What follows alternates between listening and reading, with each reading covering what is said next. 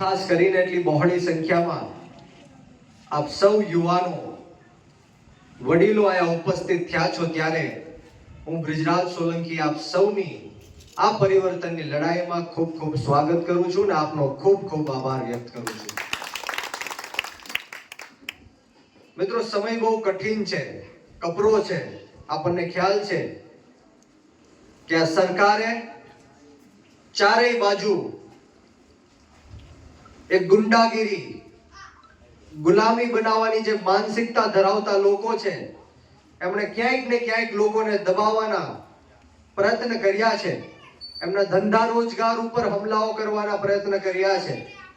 કેમ પ્રકારે કઈ પણ રીતના પોલીસ દ્વારા ખોટા કેસો કરીને જેલમાં નાખવાના પ્રયત્ન કર્યા છે. ત્યારે એટલી બહોળી સંખ્યામાં આપ સૌ જાગૃત યુવાનો અહીંયા ઉપસ્થિત થયા છો ત્યારે 100% આપણે સૌ સાથે મળીને આ વિધાનસભાની અંદર અને સાથોસાથ આ ગુજરાતની અંદર આપણે સૌ સાથે મળીને જે દિલ્હી અને પંજાબની અંદર અરવિંદ કેજરીવાલ સાહેબે અને આમ આદમી પાર્ટીએ જે કામો કર્યા છે, મારી પહેલાના વક્તાઓએ ખૂબ સારી બધી વાતો કરી હશે. આમ આદમી પાર્ટી શું છે, અરવિંદ કેજરીવાલ સાહેબના કામો શું છે, અને આવનારા વક્તાઓ પણ ખૂબ સારી વાતો કરવાના છે. ત્યારે આપ સૌને એટલી જ વિનંતી કરવા માટે આવ્યો છું કે આપણે સૌ ભેગા શું કામ થયા છીએ, સંગઠિત શું કામ થયા છીએ, અને શા માટે લડાઈ લડવાની જરૂર છે. લડાઈ એટલા માટે લડવાની જરૂર છે કે લોકો હજારો કરોડો રૂપિયાનો ટેક્સ ભરે છે, છતાં સ્થાનિક જે સુવિધાઓ છે, મૂળભૂત સુવિધાઓ છે, તેનાથી આપણને સૌને વંચિત રાખવામાં આવ્યા છે. તૂટેલા રોડ રસ્તાનો પ્રશ્ન હોય, વીજળી ન આવવાનો પ્રશ્ન હોય, પીવાનું પાણી ન આવવાનો પ્રશ્ન હોય, સરકારી દવાખાનાઓમાં દવાઓનો પ્રશ્ન હોય, ડોક્ટર ન હોવાનો પ્રશ્ન હોય, સરકારી શાળાઓમાં શિક્ષક ન હોવાનો પ્રશ્ન હોય, આ તમામ પ્રશ્નનો જવાબ લેવા માટે આપણે સૌએ લડાઈ લડવાની જરૂર છે. અને આ ભ્રષ્ટ ભાજપની સામે જડબાતોડ જવાબ દેવાની જરૂર છે. કારણ જે રીતના સમગ્ર ગુજરાતની અંદર આ ભ્રષ્ટ ભાજપના કારણે નિર્દોષ લોકોના જીવ લેવામાં આવે છે, નિર્દોષ લોકો જીવ ગુમાવી રહ્યા છે. આપણે સૌએ જોયું કે મોરબીમાં પુલ દુર્ઘટના થાય છે ત્યારે નિર્દોષ ગુજરાતીઓના જીવ જાય છે. ગંભીરા બ્રિજની અંદર પુલ દુર્ઘટના થાય છે ત્યારે નિર્દોષ લોકોના જીવ લેવામાં આવે છે. રાજકોટ જિલ્લાની વાત કરીએ તો ટીઆરપી ગેમ ઝોનમાં જે અગ્નિકાંડ થાય છે તેમાં માસૂમ બાળકોના જીવ લેવામાં આવે છે. સુરતની અંદર તખ્તશિલા અગ્નિકાંડની વાત કરીએ તો એમાં પણ માસૂમ લોકોના જીવ ગવાયા છે. બરોડાની અંદર હરણી બોટ કાંડમાં તમારી અને મારી જેવા સામાન્ય અને માસૂમ લોકોના જીવ ગવાયા છે. તો આ માત્ર ને માત્ર જો કોઈના પાપે થયું હોય, કોઈના કારણે થયું હોય તો એ આજની આ ભ્રષ્ટ ભારતીય જનતા પાર્ટીના પાપે થયું છે. ત્યારે આપણે સૌએ જાગૃત થવાની જરૂર છે, આત્મા જગાડવાની જરૂર છે. આમ આદમી પાર્ટી જ્યારે પણ સભાઓ કરે છે, મીટિંગો કરે છે, જ્યારે પણ યુવાનો આમ આદમી પાર્ટીમાં જોડાય છે, મીટિંગોમાં આવે છે, ત્યારે ક્યાંક ને ક્યાંક આ ભ્રષ્ટ ભાજપના નેતાઓ સભાઓ ન થવા દેવા માટે, યુવાનોને સભાઓમાં ન આવવા દેવા માટે પ્રયત્ન કરતા હોઈએ છે. પરંતુ આ મંચ ઉપરથી હું આ ભ્રષ્ટ ભાજપના નેતાઓને કહેવા માંગીશ કે તમે ગમે એટલો અન્યાય કરો, ગમે એટલો અત્યાચાર કરો, ખોટા કેસો કરો, જેલમાં નાખો, પરંતુ આ આમ આદમી પાર્ટી આંદોલનના કોખમાંથી જન્મેલી પાર્ટી છે. ગરમ તપતી ભઠ્ઠીમાંથી નીકળેલા લોકો છે. તમે અમને ડરાવી નહીં શકો કે ઝુકાવી નહીં શકો. મિત્રો, આ વાત લઈને જ્યારે સમગ્ર ગુજરાતની અંદર અમે નીકળ્યા છીએ, સમગ્ર ગુજરાતની અંદર 2000 કરતા પણ વધારે આવી મોહલ્લા સભાઓ થકી અનેક હજારો લાખો લોકોને પહોંચવાના અમે પ્રયત્ન કરી રહ્યા છીએ.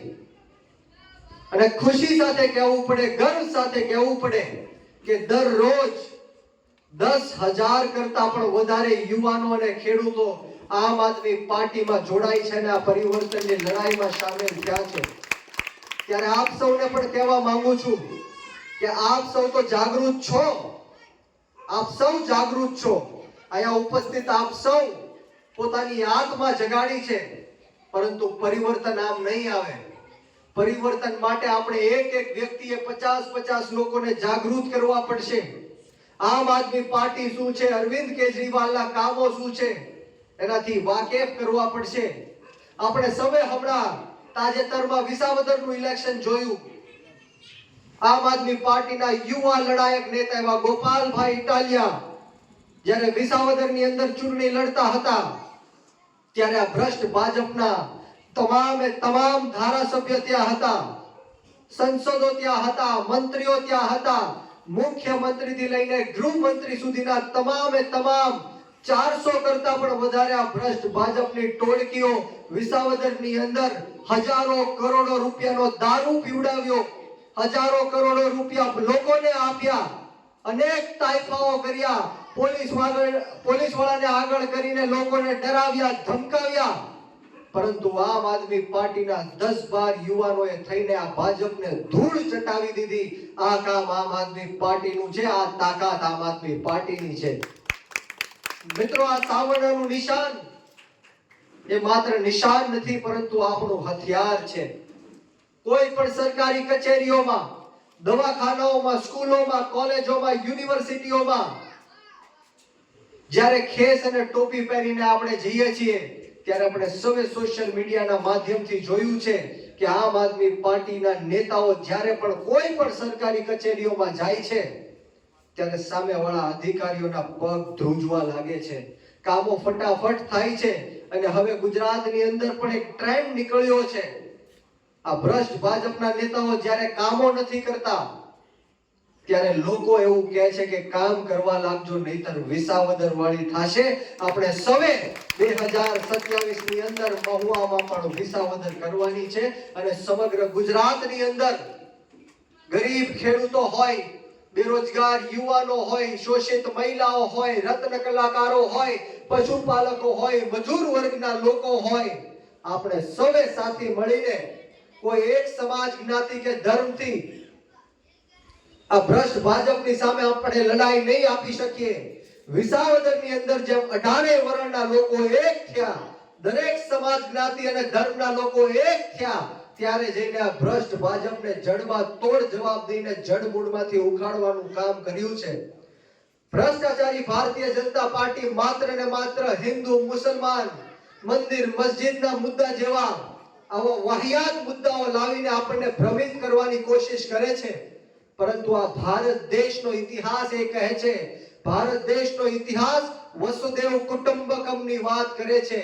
રામચરિત્ર માનસની ચોપાઈ કહે છે કે સબ નર કરે હી પરસ્પર પ્રીતિ, એટલે કે એક એવો દેશ કે જ્યાં દરેક સમાજ, જ્ઞાતિ અને ધર્મના લોકો એક સાથે મળીને રહે, ભાઈચારાથી રહે, એ છે આપણું હિન્દુસ્તાન, એ છે આપણો ભારત દેશ.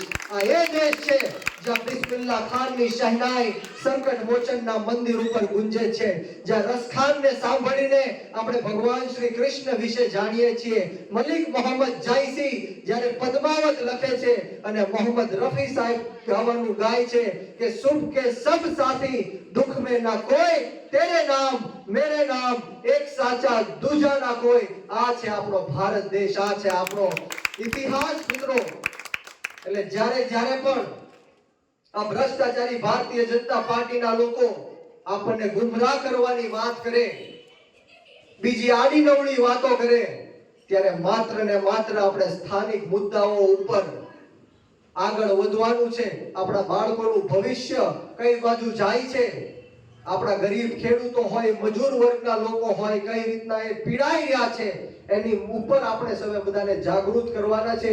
વિશેષ વાતો નથી કરવી, પરંતુ અહીંયા અનેક યુવાનો ઉપસ્થિત છે. યુવાનોને હું ખાસ કહેવા માંગીશ કે આપણી ગુજરાતની રાજનીતિથી દૂર ન ભાગો. સારા અને સાચા લોકોએ આ દેશની રાજનીતિ છોડી દીધી, મૂકી દીધી, એટલા માટે ખોટા અને ખરાબ લોકોએ આ દેશની રાજનીતિ ઉપર કબજો કરી લીધો છે. આ દેશની રાજનીતિમાં તમારી અને મારી જેવા યુવાનોએ આવવું પડશે, ખેડૂતોએ આવવું પડશે, મહિલાઓએ આવવું પડશે, મજૂર વર્ગના લોકોએ આવવું પડશે અને એવા લોકોએ પણ આવવું પડશે જે નાના, દબાયેલા, કચડાયેલા, પછાત, ગરીબ, અશિક્ષિત અને વ્યસનોથી ઘેરાયેલા તમામ સમાજના લોકોનો અવાજ બુલંદ કરી શકે.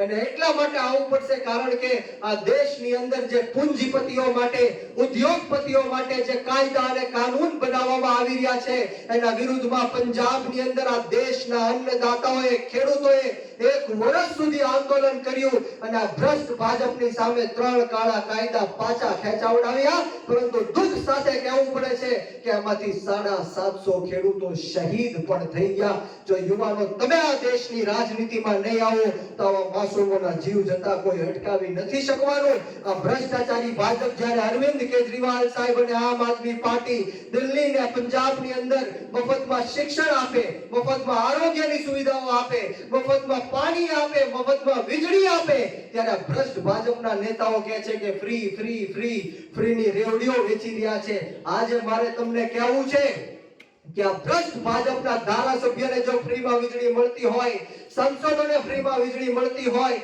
મંત્રીઓને ફ્રીમાં વીજળી મળતી હોય, પ્રધાનમંત્રી તકના લોકોને જો ફ્રીમાં વીજળી મળતી હોય તો આ જનતાના ટેક્સના પૈસે આપણને સૌને ફ્રીમાં વીજળી મળવી જોઈએ કે ન મળવી જોઈએ? મળવી જોઈએ કે ન મળવી જોઈએ? આ દેશની રાજનીતિ કરવા માટે તમારે અને મારે આવવાનું છે. હું યુવાનોને ખાસ કહેવા માંગીશ કે યુવાનો, તમે શહીદ આઝમ સરદાર ભગતસિંહને માનવા વાળા લોકો છો, શહીદ સુખદેવ અને રાજગુરુને માનવા વાળા લોકો છો, અશફાકુલ્લા ખાન, ઠાકુર રોશનસિંહ, રાજેન્દ્ર લહેડી, 18 વર્ષના શહીદ ખુદીરામ બોઝને માનવા વાળા લોકો છો. યુવાનોએ જ્યારે શહીદી આપી ત્યારે જઈને આ દેશમાંથી અંગ્રેજો મુક્ત થયા છે. યુવાનોએ જ્યારે કુરબાની આપી ત્યારે જઈને આ દેશનું લોકતંત્ર અને સ્વતંત્ર બચ્યું છે. આજે આપણો દેશ ખતરામાં છે ત્યારે યુવાનોએ આમ આદમી પાર્ટીમાં જોડાઈને આગળ વધવું પડશે. અને હું હંમેશ કહું છું કે ઉત્તરથી લઈને દક્ષિણ સુધી, પૂર્વથી લઈને પશ્ચિમ સુધી જો કોઈની પાસે ભ્રષ્ટાચારની દવા હોય, જો કોઈ ભ્રષ્ટાચારનો કાળ હોય તો એનું માત્ર ને માત્ર એક જ નામ છે અને નામ અરવિંદ કેજરીવાલ અને આમ આદમી પાર્ટી છે. આપણે સૌએ સાથે મળીને અરવિંદ કેજરીવાલ સાહેબના વિચારો ઉપર ચાલવાનું છે અને ગુજરાતની અને દેશની રાજનીતિમાંથી આ ભ્રષ્ટ ભારતીય જનતા પાર્ટીના જડમૂળમાંથી ઉખાડીને ફેંકવાની છે. બોલો તૈયાર છો? તૈયાર છો? અવાજ નથી આવતો. તૈયાર છો? તો બોલો ભારત માતા કી વંદે ઇન્કલાબ. ગુજરાત જોડો આમ આદમી પાર્ટી દ્વારા આપ સૌ જોડાશો તો આવનારા સમયની અંદર સુશાસન સારું લાવશું. નગરપાલિકામાં એ ભ્રષ્ટાચારથી લોકો કંટાળી ગયા છે, એમના કામ થતા નથી, એમને સુવિધા મળતી નથી. તો આજ વોર્ડ નંબર 2 થી રામજી મંદિરના પટાંગણથી ધાવડી ચોકથી અમે શુભારંભ કર્યો છે. દરેક વોર્ડની અંદર અમે જશું. 1 થી 9 વોર્ડ હાલમાં છે તો દરેક વોર્ડમાં અમે જનસભા કરવાના છે. રાત્રિ સમય જે ભ્રષ્ટાચાર વિધો છે મહુવાની અંદર, જે 30 વર્ષથી જે કિચડ જે છે નગરપાલિકાની અંદર જે નેતાઓ દ્વારા કરવામાં આવે છે, લોકોને જે સુવિધા મળતી નથી, લોકોના હક માટે આમ આદમી પાર્ટી જન સુધી જો પહોંચશે, તન મન અને જનથી આપ સૌ જોડાવ તો આમ આદમી પાર્ટી આવનારા સમયની અંદર ખૂબ સારું સુશાસન આપશે.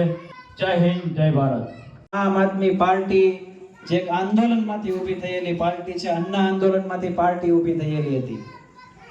જ્યારે પાર્ટી ઊભી થઈ દોસ્તો, ત્યારે પહેલી ચૂંટણી દિલ્હીમાં લડવાનું નક્કી કર્યું. અરવિંદ કેજરીવાલજી, મનીષ સિસોદિયાજી, સંજય સિંહજી, ઘણા નવયુવાનો આંદોલનમાંથી નવી ક્રાંતિ ઊભી થઈ હતી દોસ્તો. જ્યારે આંદોલનમાંથી એક ક્રાંતિ ઊભી થતી હતી, નવા લોકો જોડાતા હતા અને દિલ્હીની અંદર પહેલી ચૂંટણી લડાતી હતી દોસ્તો. આમ આદમી પાર્ટીના રાષ્ટ્રીય સંયોજક